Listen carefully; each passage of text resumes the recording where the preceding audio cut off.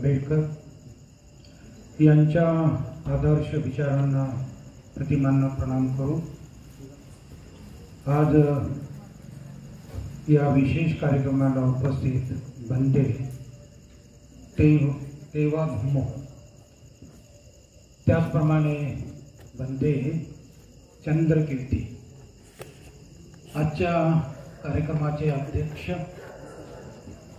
त्याचप्रमाणे माजी सामनेर आशिष आणि तक्षशिला बुद्ध विहाराचे सर्व पदाधिकारी महिला मंडळ उपस्थित सर्व उपासक उपासिका आत्ता एक वाक्य तुम्ही सगळ्यांनी ऐकलं असेल।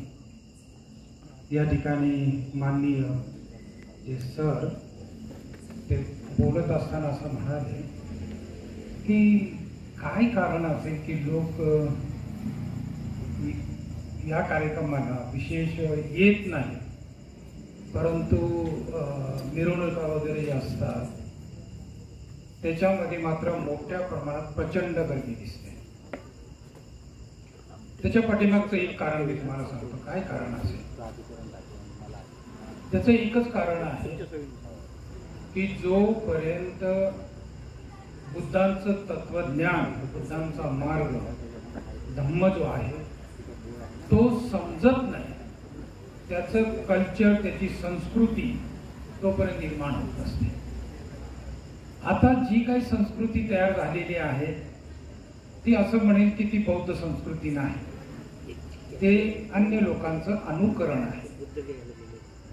मग ते सिनेमाचे गाणे असेल, डान्स असतील, त्याचे कार्यक्रम असतील, लावण्या असतील, हे कुठल्याही बौद्ध संस्कृतीमध्ये नाहीच होत, अगदी जमतही नाही, त्याच्याशी काही संबंध नाही।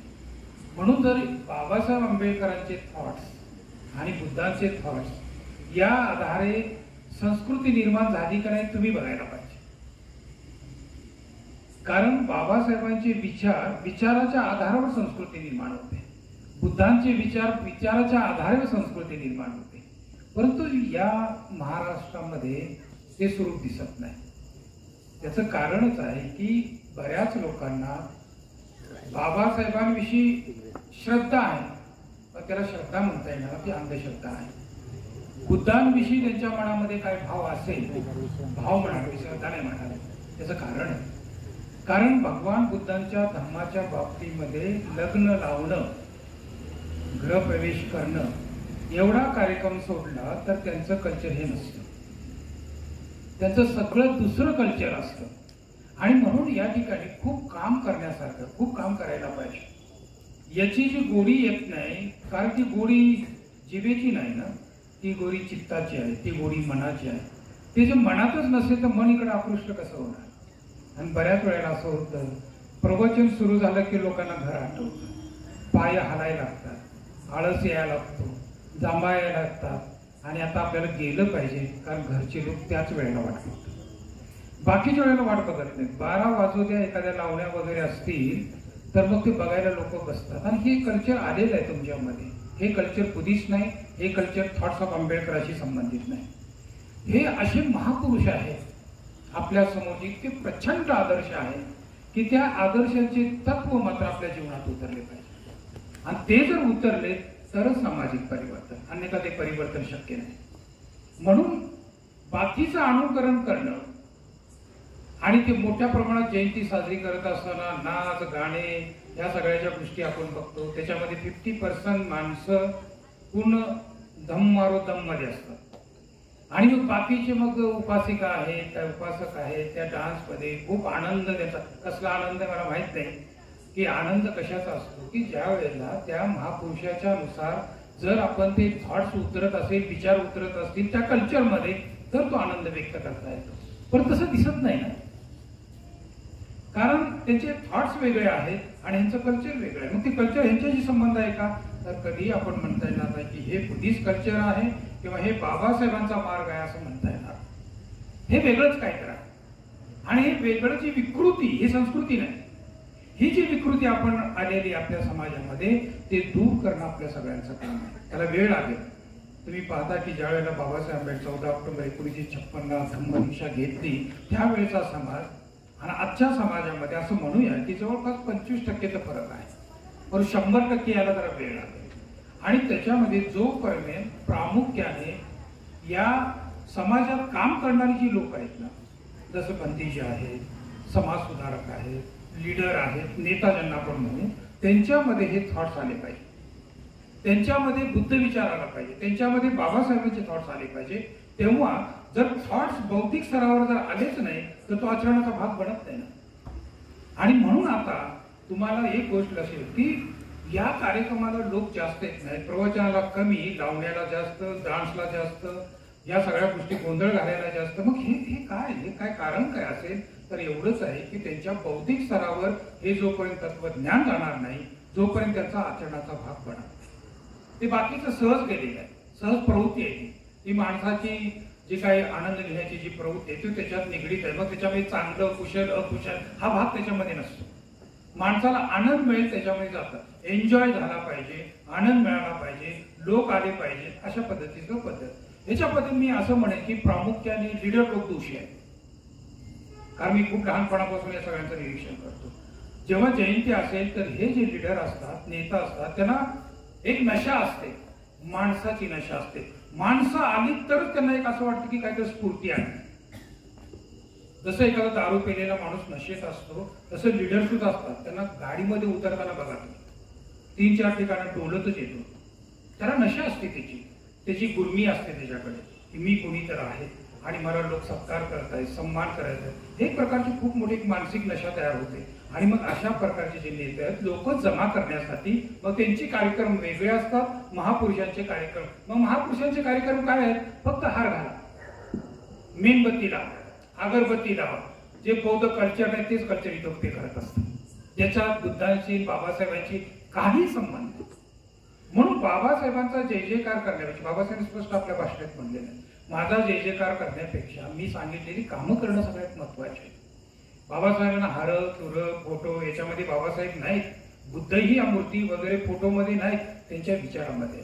आणि जोपर्यंत विचार अंमलात येणार नाहीत ना तोपर्यंत आपण म्हणताच येणार नाही की आपलं कल्चर तयार आहे, संस्कृती आहे आपली. तुम्ही थायलंडमध्ये जा, तुम्ही श्रीलंकेमध्ये जा, तिबेटियन लोकांना पहा. त्यात भारतामध्ये खूप मोठ्या प्रमाणात 1969-59ला ते लोक येतात. आज त्यांनी आपल्यापेक्षा पुढच्या मोठमोठे त्यांचे मॉनेस्ट्रीज उभा राहिले, मोठमोठे त्यांचे विहार उभा राहिले. आणि एवढंच नाही, येताना ते काही घेऊन आले नाहीत, येताना हे रोडची कामं करायची. डांबर टाकणारा रोड असतो ना, ती लोक त्यांचे उपासक काम करायचे. आज त्यांनी जगाला गवस दिला. आज अमेरिकेमध्ये 50% लोक ते आहेत, कॅनडामध्ये आहेत.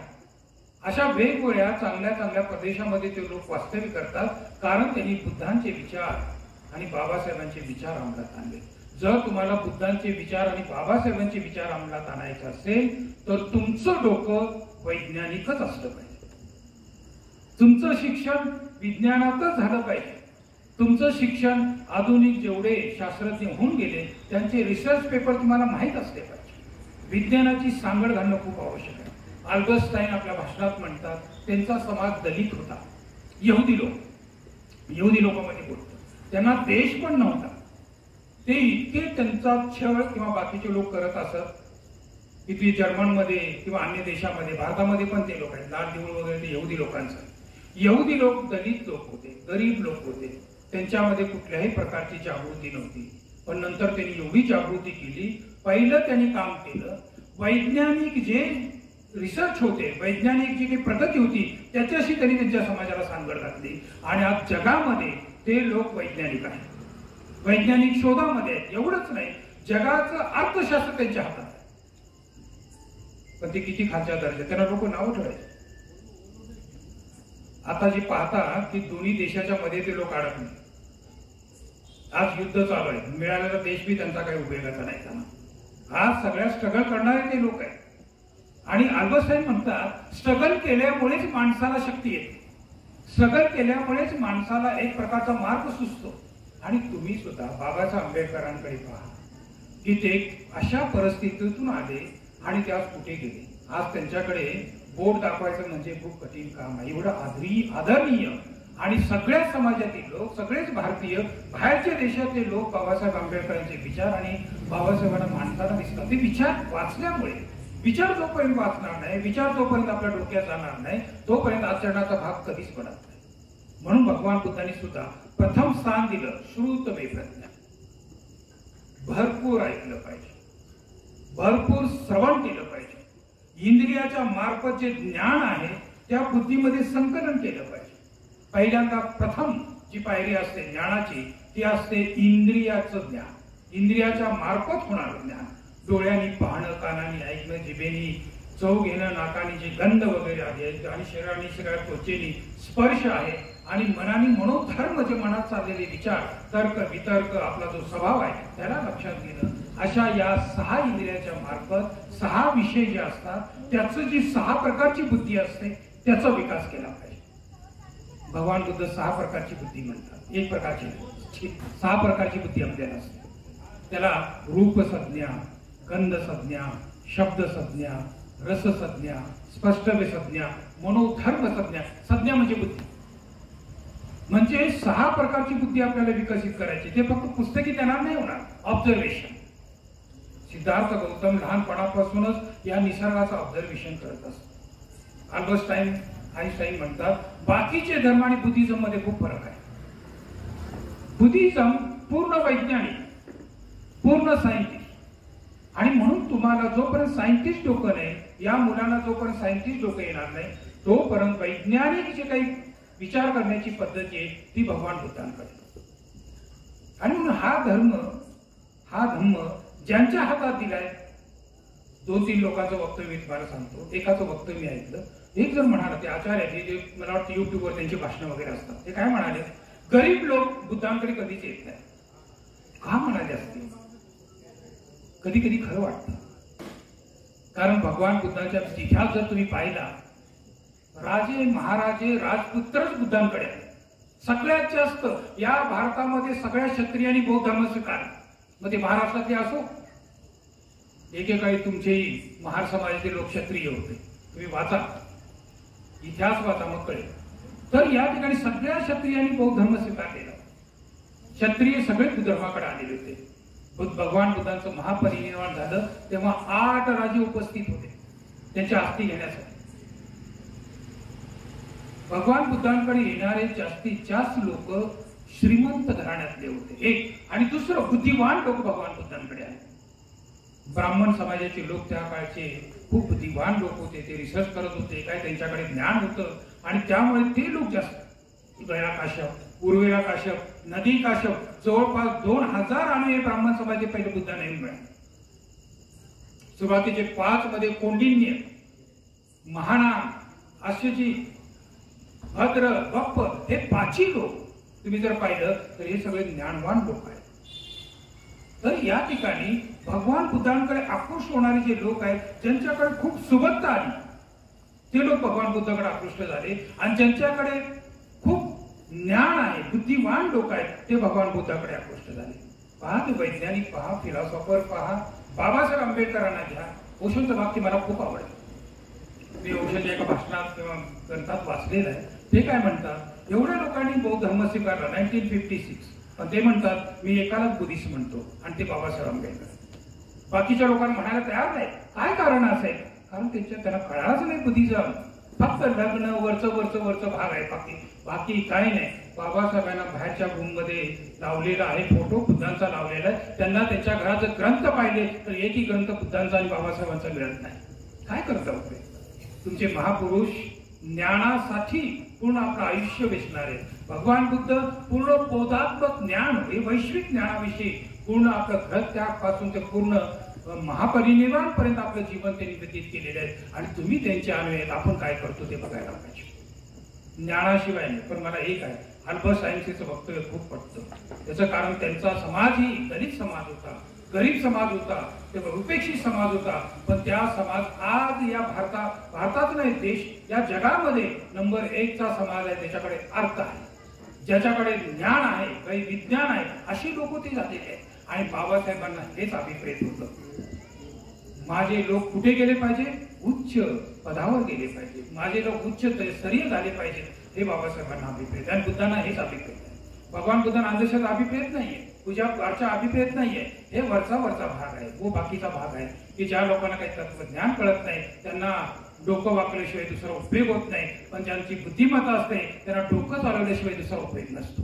म्हणून एक लक्षात घ्या की तुम्ही जे 4 पासून ते 18 तारखेपर्यंत शिबिर आपलं, त्या शिबिरात तुम्ही जी मुलं, मी जास्त बोलणार नाही, तुम्ही थकून जाल, पण आम्ही असं रोज संध्याकाळी प्रवचन देणार. तर ही जी मुलं तुम्ही पाठवलेली आहे खूप छान. या मुलांनी सुद्धा पहिल्यांदा एक संकल्प करायला पाहिजे, मी शेवटपर्यंत शिबिरात आहे. लक्षात आलं, पहिला संकल्प. आणि ज्याच्याकडे दृढ संकल्प असतो तो जीवनात सक्सेस होतो, त्याला सफलता येते. हे आपण कधीही लक्षात ठेवायला पाहिजे. दृढ संकल्प खूप महत्वाचा आहे. भगवान बुद्धांनी सम्यक संकल्पाला खूप महत्वाचं स्थान दिलेलं आहे. आपले विचार, आपले जे काही मानसिक जे थॉट्स असतात ते दृढ असले पाहिजे, डगमगता कामा नये. म्हणून तुम्ही सगळ्यांनी एक संकल्प करायला पाहिजे की मी शेवटपर्यंत शिबिरात राहणार. ठीक.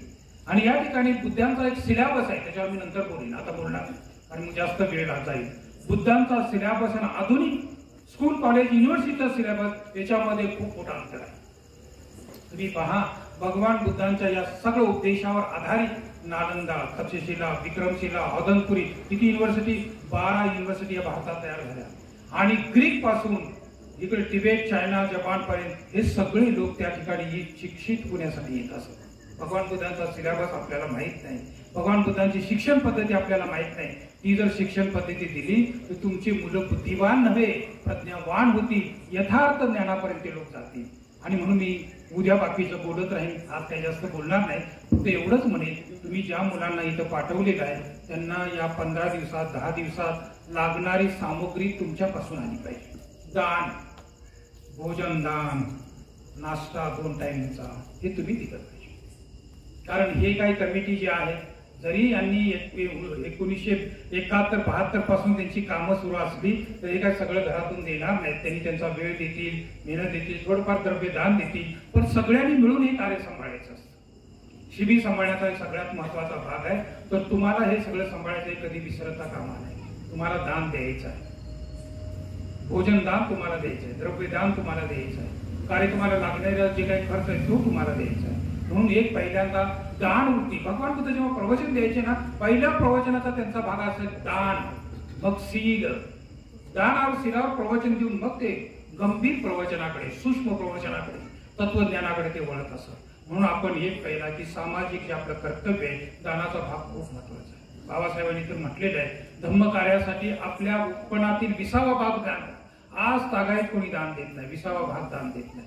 सकाळी एक व्यक्तीशी माझं बोलणं झालं, त्याचं नाव नाही घेत, तर त्या व्यक्तीने भंतेजीला घेऊन गेले, कार्यक्रम केला आणि आणून सोडलं.